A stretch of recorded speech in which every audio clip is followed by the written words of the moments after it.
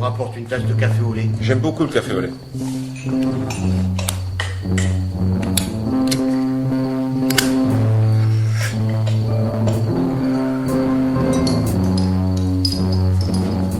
Est-ce que je peux fumer devant maman?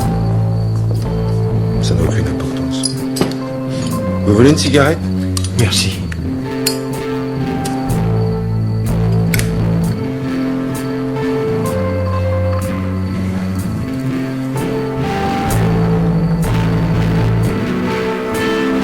Vous savez, les amis de votre mère vont venir la veiller aussi. C'est la coutume, il faut que j'aille chercher du café noir. Est-ce qu'on peut éteindre un de ces lampes? L'éclat de la lumière sur le bois blanc me fatigue. C'est pas possible, l'installation est ainsi faite, c'est tout ou rien. Il s'est assis en face de moi, de l'autre côté de maman. L'infirmière était aussi au fond, le dos tourné. Je ne voyais pas ce qu'elle faisait.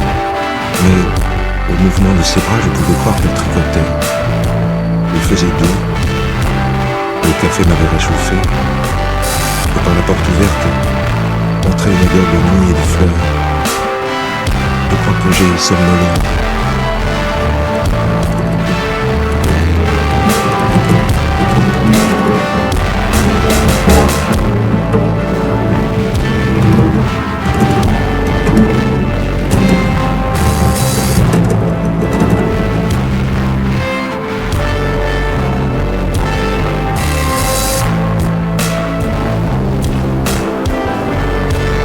Un frôlement autour de les amis de maman. Ils étaient en tout une dizaine.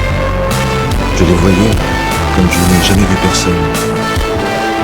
Pourtant, je ne les entendais pas et j'avais peine à croire à leur réalité. Je n'avais encore jamais remarqué à quel point les vieilles femmes pouvaient avoir du ventre. Les hommes étaient presque tous très maigres et tenaient des cannes. Ce qui me frappait dans leur visage, c'est que je ne voyais pas leurs yeux, mais seulement une lueur sans éclat au milieu d'un nid de rides. Lorsqu'ils se sont assis, la plupart m'ont regardé et ont hoché la tête avec gêne, les lèvres toutes mangées par leur bouche sans dents, sans que je puisse savoir s'ils me saluaient ou s'il s'agissait d'un tic. J'ai eu un moment l'impression ridicule qu'ils étaient là pour me juger.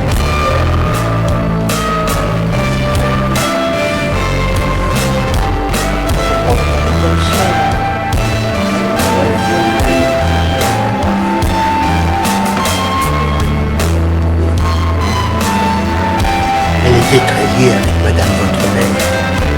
Elle dit que c'était sa seule amitié. Maintenant, elle n'a plus personne. À présent, c'était le silence de tous ces gens qui m'était pénible. J'avais l'impression que cette morte, couchée au milieu d'eux, ne signifiait rien à leurs yeux. Je crois que c'était une impression fausse. Ensuite, je ne sais plus où l'année a passé. Je me souviens qu'à un moment, j'ai ouvert les yeux et j'ai vu que les vieillards dormaient tassés sur eux-mêmes, à l'exception d'un seul qui, le menton sur le dos de ses mains agrippées à la canne, me regardait fixement, comme s'il n'attendait que mon réveil. C'était une belle journée. Il y avait longtemps que j'étais allé à la campagne.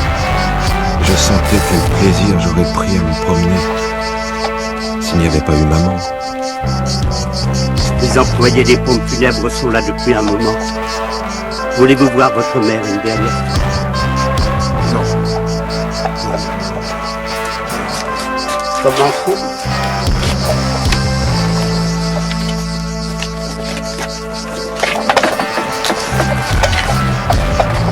Je respirais l'odeur de la terre fraîche et je n'avais plus sommeil. J'ai pensé aux collègues du bureau. À cette heure, ils se levaient pour aller au travail. Pour moi, c'était toujours l'heure la plus difficile.